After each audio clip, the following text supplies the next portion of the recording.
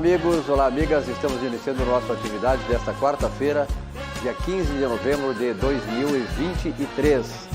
Hoje nós comemoramos 134 anos da proclamação da República, no dia exatamente 15 de novembro de 1889. Será assunto que vamos debater também aqui neste programa que começa neste momento, 18 horas e 32 minutos, e a temperatura aqui na zona norte de Porto Alegre, na rua Paraíba, onde fica a sede da RDC-TV, no 4º distrito, é de 23 graus centígrados e deveremos ter uma temperatura, inclusive, mais elevada a partir daqui até às 10 horas.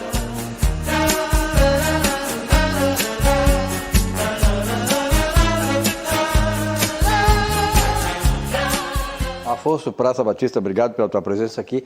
Uma vez mais, tu chegaste aqui em cima da hora e eu tenho a certeza que muitos de nós aqui, o pessoal chega, porque não tem como, mesmo que tu saia um tempo grande para chegar em um determinado lugar, o trânsito, não é tanto trânsito hoje, mas a água que caiu. Então, o Afonso é de Novo Hamburgo. É uma viagem. Eu sou um cara que não sou prevenido com horário, eu sou um sujeito que me atraso realmente, mas hoje, de fato, me senti mais ou menos parecido que nem o Ayrton Senna em Donington Park, em 1992, com a sua McLaren, o motor Ford, né, que deixou todo mundo no chinelo. Em uma volta ele passou todo mundo, né, e ganhou o grande prêmio em primeiro, porque era muita água. Na estrada é impressionante a quantidade de água. Olha, eu pensei que não chegaria, porque assim, na chegada da arena ali, eu dei uma aquaplanada e quase fui para baixo com uma jamada.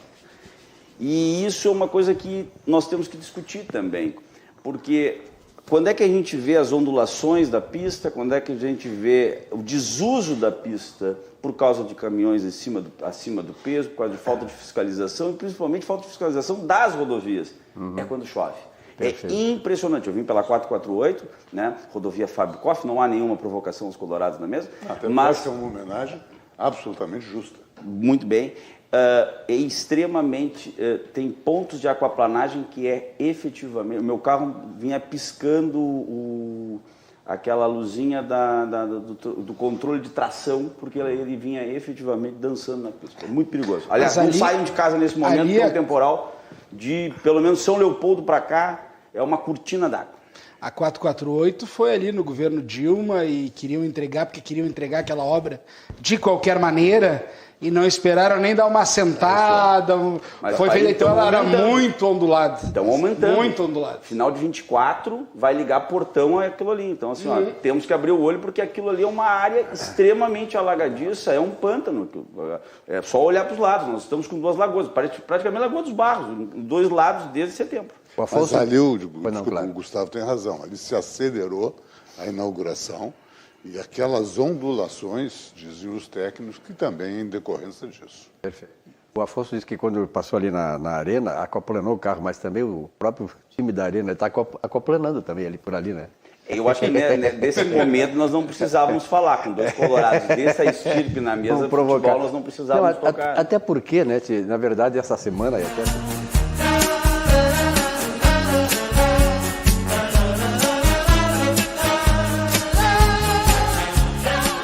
O nosso Grêmio Futebol Porto Alegrense nos está dando um refresco essa semana.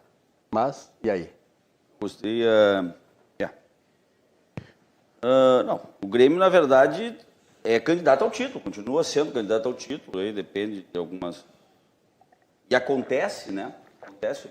Eu acredito muito no Internacional, aliás, torci pelo Internacional, vi o quanto sofre o Colorado no domingo, no sábado.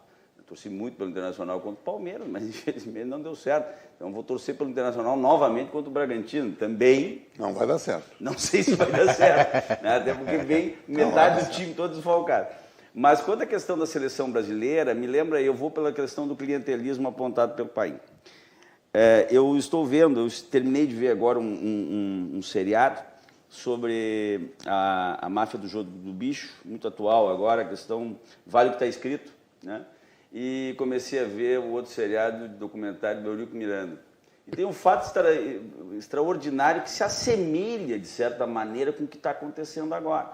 O Eurico Miranda foi escolhido, apontado pelo João Avelange, sogro do Ricardo Teixeira, para integrar como diretor de futebol da Seleção Brasileira de 1989, se mantendo como dirigente do Vasco E lá, então, apontou a possibilidade do técnico ser o Lazzaroni. O Lazzaroni estava claudicante na Copa América, ele conseguiu manter o Lazzaroni, foram campeões. O que acontece?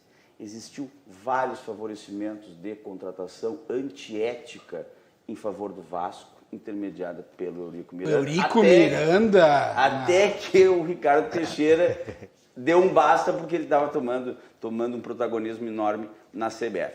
Então, assim, já estão dizendo que existem jogadores do Fluminense que estão sendo supervalorizados por causa da convocação à seleção brasileira. Em relação com o mesmo empresário que é o empresário do treinador.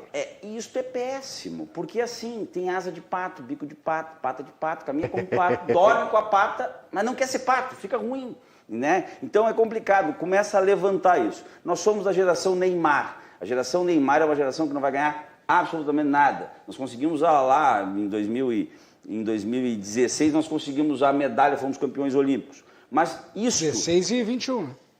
20 e 21. 21. A de Tóquio também. Pois é, mas assim, e só. Porque, na verdade, como Copa, nós temos vários problemas, estamos fazendo o ABC, perdemos primeiro para a Alemanha, depois para a Bélgica e agora para a Croácia, uma coisa fantástica, todas de uma maneira um tanto quanto tragicômica. Sonhando com a Dinamarca na próxima Copa. Pois é possível, né?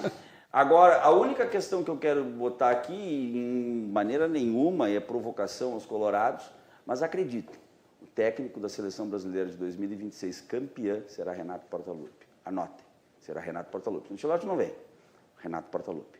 Tenho certeza disso. E acho que está bom porque é um fanfarrão, é um cara que mobiliza. Eu acho que não é provocação. Eu não teria nenhuma dificuldade se convencido que fosse um bom treinador, e não somente um gestor, porque diz, não, tem que botar ele na seleção por ser gestor de grupo. Eu acho que não. Eu quero um treinador de seleção, eu não estou dizendo que ele não o seja, eu quero um treinador da seleção que seja um estrategista, que veja futebol. Uma coisa é tu gerir um grupo abaixo de ti. Tá? O jogador do Grêmio, o jogador do Flamengo, o jogador do Internacional, olha o Renato... Pô, esse cara tem história. Esse cara tem história. O jogador da seleção, não. O jogador da seleção, eu estava vendo ontem, é aquele que chegou de helicóptero. Chegaram 2 jogadores em helicópteros diferentes. É os jogadores que são umas entidades que são absolutamente milionários, que o Renato, para eles, eu digo, o jogador Renato é uma coisa extremamente distante. Se o Renato provar que é um bom treinador e não somente um gestor, eu acho que aí eu posso até concordar contigo. Eu vou abrir aqui evidentemente é só um pensamento.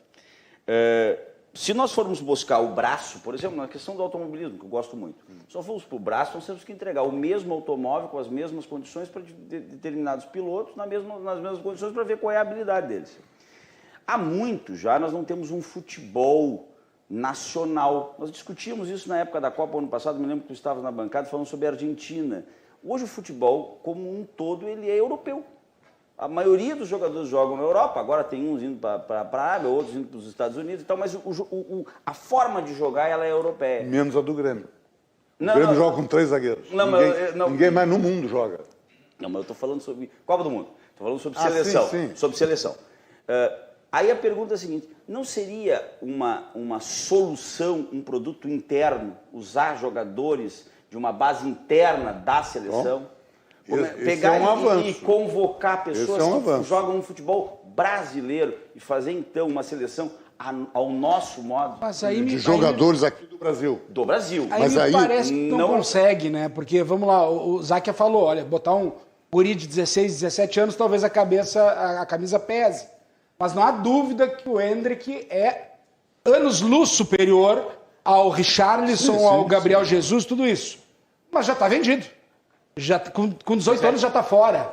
Então, jogador de qualidade de seleção brasileira, ou ele está sub-18, que a partir dos 18 ele vai embora, ou ele já voltou mais veterano.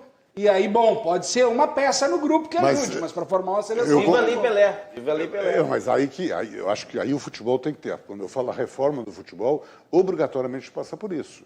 O jogador não poderia ser vendido antes de 22, 23 anos. Não, é ruim para os clubes, não pode ser vendido. até para valorizar o nosso produto. Quando a gente, eu gosto dessa ideia de fazer uma seleção com os jogadores aqui. Mas daí tu começa a olhar assim, quem é o grande destaque do Grêmio? O Soares, com 36 anos. Quem é o grande destaque do Internacional? É o Alan Patrick com 32, é o Arangues com 36. Quem é o do Atlético Mineiro? É o Hulk com 30 e alguma coisa. Tu pega do Flamengo. Quer dizer, os jogadores, os clubes, nós estamos buscando jogadores em final de carreira. Em final de carreira. Quer dizer, e quando surge um jovem, como disse o Gustavo, ele está vendido. O Internacional, se pudesse vender o Maurício, já estaria vendido ontem. O Grêmio vendeu o menino Bitelo, e o Grêmio tinha um rendimento com o Bitelo, vendeu, o time do Grêmio caiu, sentiu a ausência dele. Tem que fazer dinheiro, precisa vender. Então, é complicado. Mas a Copa do Mundo passa a ser fictícia, não é uma Copa de futebol de cada nação, entendeu? É uma seleção de jogadores patriados, como a questão do sujeito lá que assume, tem gente que diz assim, olha, o Messi poderia ser maior que Pelé, se ele conseguisse a cidadania espanhola com a seleção, com os jogadores que tinham da geração dele, ele seria tetracampeão mundial. Né? Na visão especulatória, e não ficar na Argentina. Eu, uma vez, estava no governo e tinha um jogo do Brasil em Porto Alegre pelas eliminatórias, e o governo fez um almoço lá para a direção da CBF, etc. E o Ricardo Teixeira, nós sentamos lado a lado, porque já tínhamos uma relação na época do Inter. E o Ricardo me disse, que tu não imagina o que é administrar essa seleção. Os jogadores chegam tudo de avião particular. Era aquela fase, da época do Ronaldinho, do Ronaldo, do Rivaldo, do Roberto Carlos. Eles chegam tudo de avião. A entorragem Eles toda. chegam tudo de avião. Tá cara, não relação nenhuma com o Brasil. Termina o jogo, eles não vão ir para o Brasil, eles vão para os seus países para passar o final de semana nos melhores lugares do mundo. Quer dizer, a relação com o Brasil é distante. E essa seleção foi campeã em 2002 e ainda teve um desempenho regular em 2006. Hoje, infelizmente, esses jogadores que vêm da Europa não têm esse potencial dos grandes jogadores, mas também não tem a relação com o Brasil. Perdeu a identidade, né? Perdeu a identidade de comprometimento. Tu olha eles cantando o hino, me chama atenção. Vê eles cantando o hino, 3, 4 cantam. São estrangeiros aqui no Brasil. Não, mas eles contratam até a São cantora que não sabe cantar o hino também. Isso é verdade. Também é verdade. O jogador vai comprar do jogador. O jogador tem que jogar bola. A cantora que não sabe cantar o hino. Não canta também, Brasileiro é uma piada.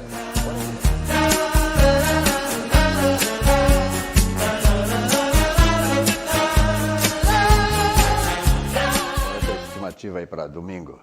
É um assunto do qual eu não tenho um conhecimento profundo, não tão profundo quanto o nosso perito em direito eleitoral, que é fiscal. Mas as tuas raízes argentinas, as tuas raízes argentinas...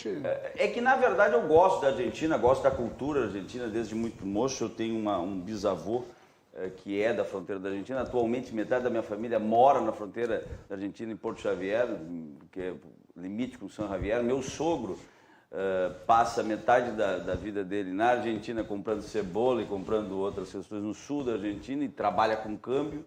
Então, não é que eu seja balizado para falar, mas algum conhecimento, pelo menos ouvindo, eu tenho. E uma das coisas que nós não nos damos conta é o seguinte: tudo bem, o peso hoje está valendo, sei lá, 1 centavo de real, ou até menos, dependendo do câmbio, dependendo da especulação.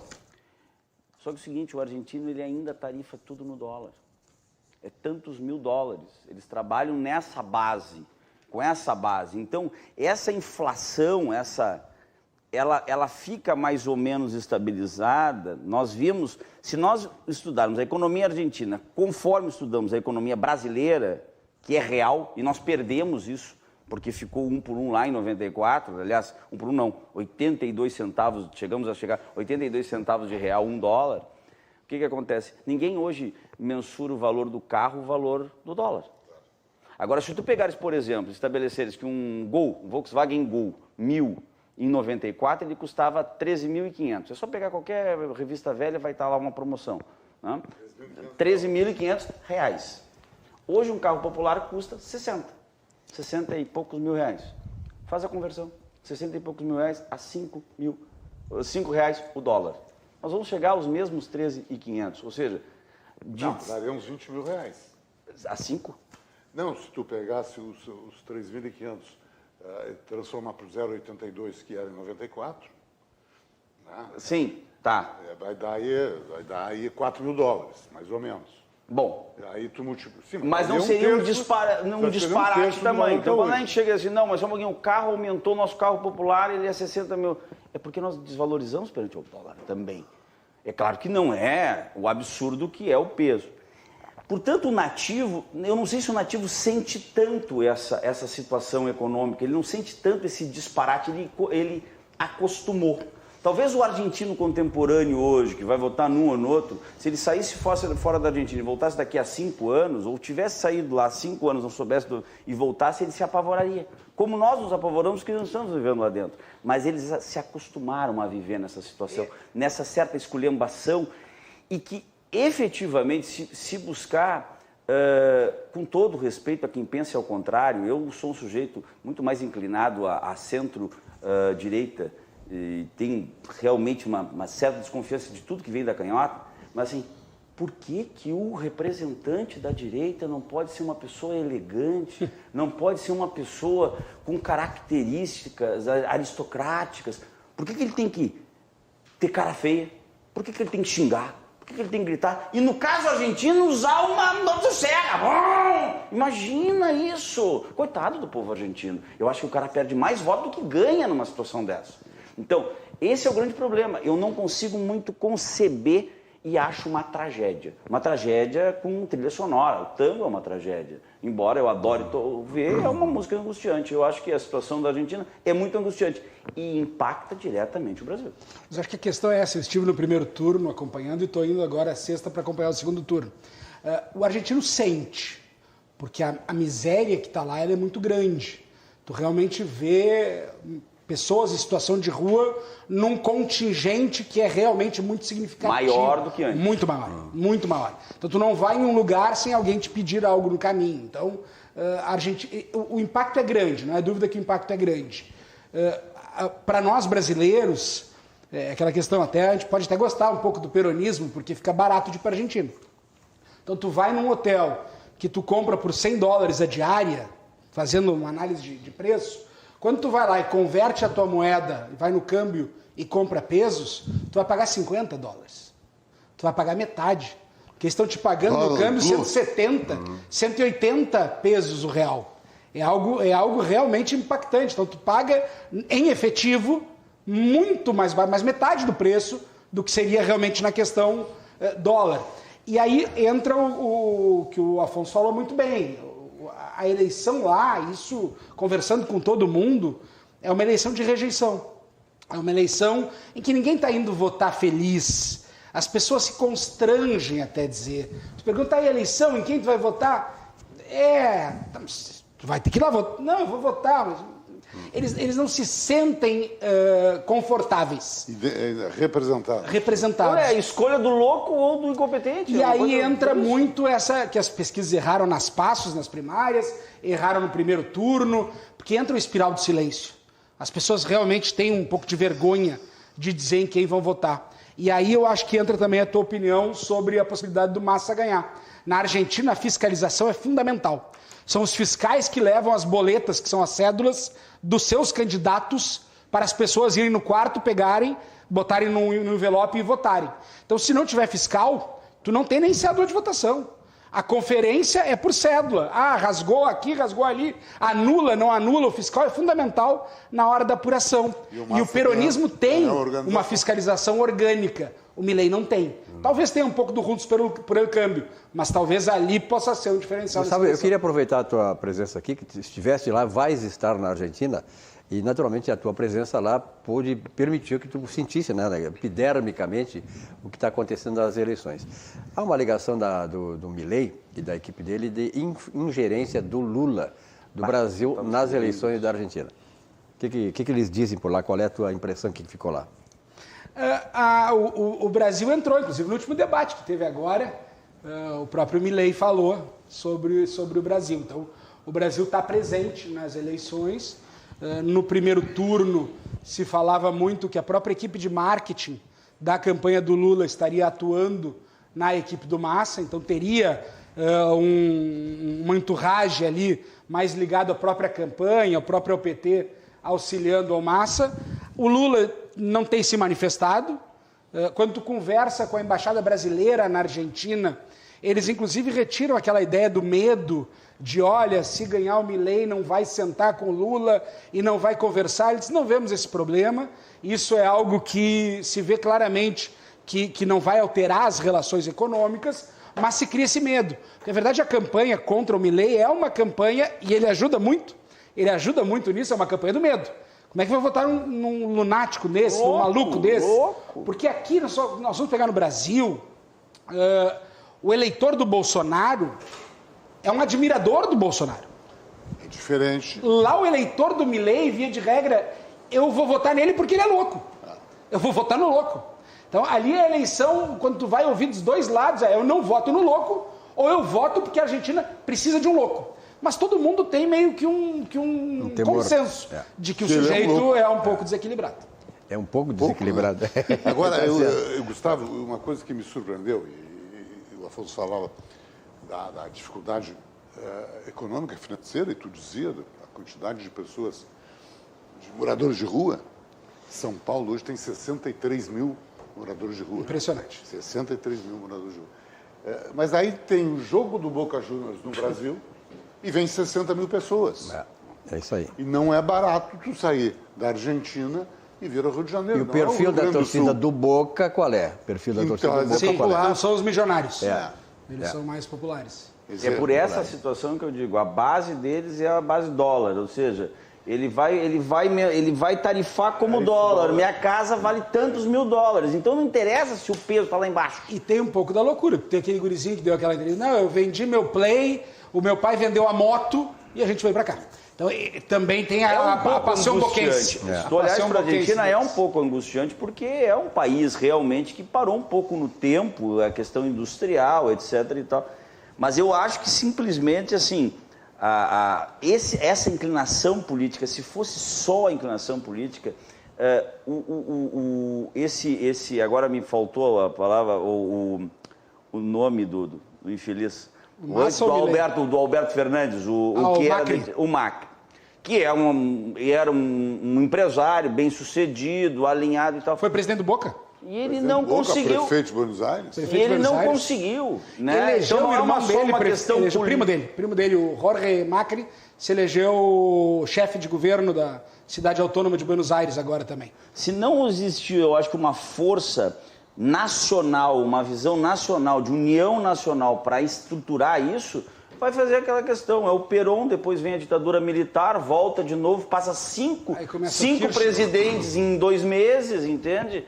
Eu quando fui a Buenos Aires, simplesmente assim, tu pode chamar tudo, boludo, pelotudo, papapá, só não chama de Menem. Menem os caras dão em ti, entendeu? Porque Menem era ladrão. Então assim, e é muito forte as tradições deles. Se não passar por uma estrutura do país como um todo para mudar isso, acho muito difícil. Eu acho que vai só...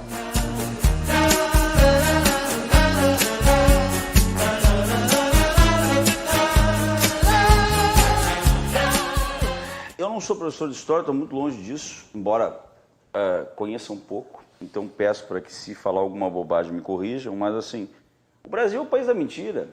A própria República, ela foi através de um golpe de Estado. Se tu pegar um deputado hoje, algum imbecil, né, e pedir para que haja a comemoração do 31 de março, que foi outro golpe, né, foi um golpe da ditadura militar, vão dizer que ele está tentando contra a democracia e ele provavelmente vai responder algum processo junto ao Supremo Tribunal Federal, vai ser caçado e preso. Agora nós comemoramos um golpe de Estado, em que simplesmente fez com que a família imperial fosse embora, para nós só mudarmos a autocracia. E daí sim, essa autocracia no que se referia à questão de um teatro de 89 a 30, onde nós tivemos a República do Café com Leite, em que só mudava. De Minas para São Paulo, as figuras eram todas, inclusive com votações assim de 99% contra 1, quando tinha e sempre tinha um opositor, né? Quem começou a dar essa voz dissonante foi o Rui Barbosa, e talvez por isso o protagonismo. Mas é muito engraçado tudo isso, porque é o seguinte... nós nunca tivemos, e no momento que comemoramos essa data, nós nunca tivemos um momento efetivamente de plena democracia sem discussão. Isso é uma coisa preocupante. Por quê? Porque a ignorância do povo brasileiro e a forma de manipulação do povo, porque o maior poder político que existe é a manipulação. Narrativa. Né? Não tem. A manipulação é a melhor forma que existe. Porque todo mundo bate palma para o Getúlio Vargas. E aqui vai todo o meu respeito à família Vargas, que ainda tem descendentes e pessoas, inclusive, que moram em Porto Alegre, que eu conheço. Mas Getúlio Vargas teve uma ditadura nefasta, teve órgãos de repressão violenta que perseguiu pessoas, que matou pessoas, até dizem uns que mais do que a ditadura militar. E mesmo assim ninguém fala nada. Cortejou, por exemplo, o nazismo, o nazifascismo, nosso CLT, a Carta de Lavoro, o Código Penal, o Código de Processo Penal são também oriundos da Itália, e ele era fascista, e depois ele realmente se tornou um democrata, o pai dos pobres, a pessoa que nós... E eu vejo pessoas de esquerda baterem palma e anunciarem esse paradoxo de demonização da ditadura, que eu não desejo, mas Getúlio realmente era uma pessoa emblemática, o maior presidente de todos. Não, ele era ditador. Ele voltou depois, mas ele era ditador. E o país, calcula-se que teve só três presidentes que começaram um dia e terminaram ao final o seu governo, porque senão é soluço. É impeachment, prorrogação de governo, golpe. Isso é muito triste, por isso que eu acho que comemorar a República, primeiro, é falso. Foi um golpe dado pelos militares, que sempre se acharam donos da República. E a segunda questão, que é lamentável. A nossa República, realmente, ela vive só de soluço. Eu não sei se, não concordo contigo, de República não tem nada. Nós vivemos um grande teatro. Deodoro da Fonseca, então, aqui.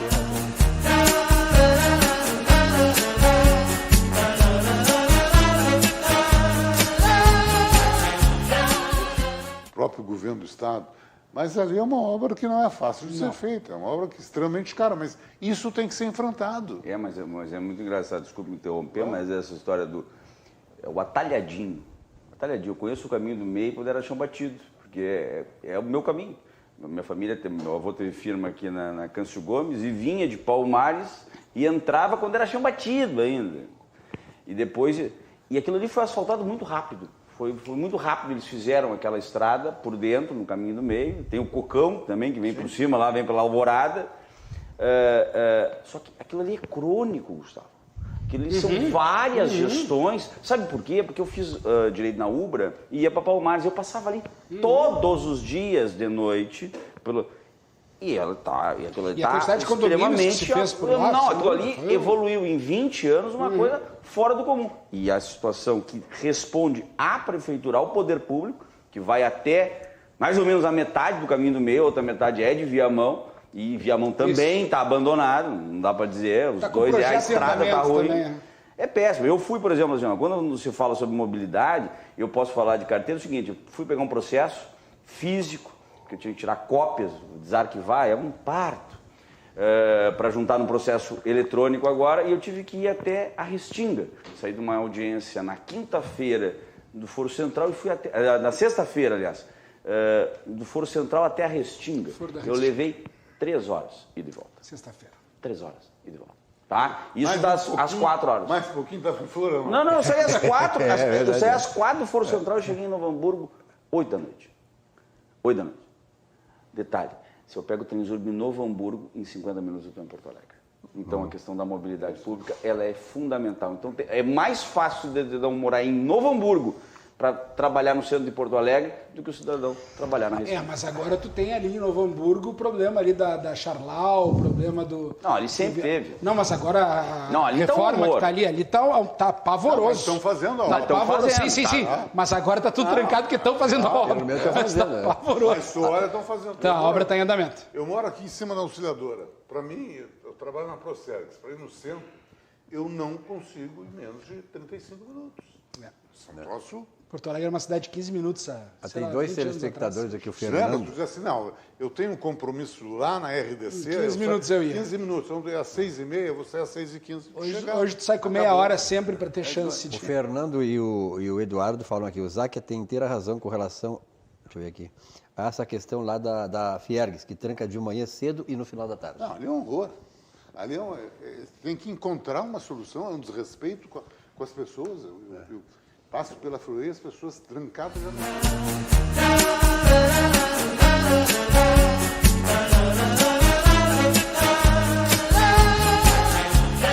Qual é o arcabouço fiscal que vai suplantar, que vai, de certa maneira, sustentar esse tamanho do Estado? E aí, Afonso? Eu acho que a fórmula, eu não sou economista, aliás, passei muito longe, fiz uma cadeira de economia só na faculdade. Macroeconomia. Mas, introdução à economia. E só que assim, me parece que a fórmula é muito antiga, né? Quanto mais aumenta o gasto público, quanto mais aumenta a despesa pública, mais nós temos que pensar em arrecadar. É espetacular. Isso aí se fazia há muito tempo, né? Mas isso é bom na iniciativa privada, quando o sujeito é autônomo, por exemplo, ele precisa comprar alguma coisa, ele vai pedalar um pouco mais, ele vai fazer uma hora extra, etc. e tal. Relativo à questão de avanço numa reforma tributária, me preocupa muito, pai. Me lembra muito do meu avô. Avanço é crescimento de cola de égua. Dependendo da situação, só cresce para baixo. Esse é o grande problema, né? Qual é a situação? Tudo que está dizendo sobre esse avanço da questão tributária é tornar mais obscurecido o processo, mais difícil de fiscalizar, mais difícil de arrecadar e aumentando a sonegação. A possibilidade. O que é o grande problema do Brasil hoje? O alto índice de sonegação. Nós temos um manancial de gente que deve e gente bacana que deve. CNPJ legal, CNPJ que sustenta, inclusive times de grandes questões culturais, times de futebol e que devem enormidades.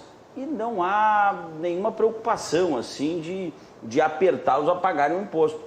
E onde é que bate isso? No bolso brasileiro. Eu, por exemplo, me adoeço muito com o preço do combustível.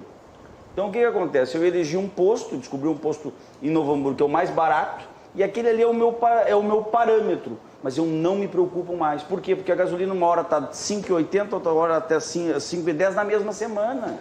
Eu hoje abasteci a 5,75 em Novo Hamburgo. Quer dizer, a gasolina é mais barata. Então, a única pergunta que me faz é, quando é que nós vamos começar, e daí agora chamando a atenção ao que o Silvio falou, que é muito correto, quando é que nós vamos começar a pensar realmente em economia, na situação de economizar? O Tribunal de Justiça, semana passada, em advocacia própria, em advocacia, advogando em causa própria, por unanimidade, institucionalizou os quinquênios que tinha sido extinto em 2004. Mas, pasme, coisa mais interessante, não tinha sido extinto. Agora vai ser pago o retroativo, com correção monetária. E eu sou advogado. Afonso, eu era deputado, isso foi acertado quando nós votamos o subsídio para o Poder Judiciário, que acabava com os penduricalhos, inclusive com os quinquênios. Não, o subsídio veio para ficar, nós temos uma base maior e vamos acabar com isso.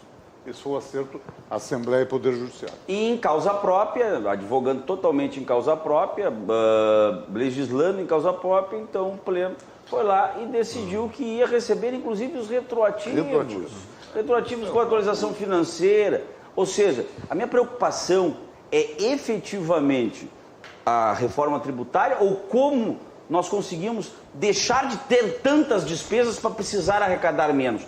Eu estou falando de um poder independente, que tem orçamento próprio. Mas, por exemplo, o deputado Carlos Henrique Gaguin, do União Brasil, lá do Norte, por exemplo, ele se refestelava dizendo que ele era o mais assíduo das comissões. Aí ele foi flagrado agora que ele passa pelo ponto eletrônico, bota digital e vai embora.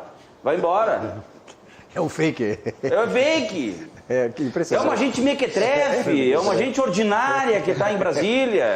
E nós temos que falar o português correto. Sabe por quê que as pessoas têm que se preocupar com a questão da reforma tributária? Porque eles têm que arrecadar mais, que é para distribuir mais para o Centrão, que é para distribuir mais emendas, que na verdade quem manda nesse país é o Centrão, e simplesmente nós temos que estabelecer uma grande tristeza.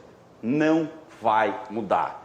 Quem quer alguma coisa, que mude de país, porque o país não vai mudar. Só me permite 2 pontinhos. Primeiro, o fato dela avançar em tempo no Congresso Nacional não é uma análise de mérito. É que pela primeira vez parece que há meio que uma forma lá, se organizaram para fazer passar uma reforma tributária. Se é boa ou se é ruim. Isso não te chama atenção. Não, chama muita atenção. E aí entra um pequeno Principalmente um presidente que não empossado resolveu mudar o orçamento de uma hora para outra e gastar à vontade. Mas aí entra um outro problema, que é a nossa subrepresentação. Ah, bom. Que é a nossa subrepresentação. Quer dizer, o que se vê no Senado hoje é realmente os interesses do Nordeste prevalecendo. E eu acho que um dos grandes avanços que se teve nos últimos tempos aqui foi o COSUD. Foi realmente a reunião dos governadores do Sul e do Sudeste, e aí eu só vou fazer uma análise aqui envolvendo o Rio Grande do Sul, porque acho que aqui, pelo menos no Rio Grande do Sul, fez o tema de casa. Privatização, reforma administrativa, reforma previdenciária, diminuição do tamanho do Estado, fez o dever de casa. Agora, realmente, nível nacional, a gente ainda está muito longe do que a gente...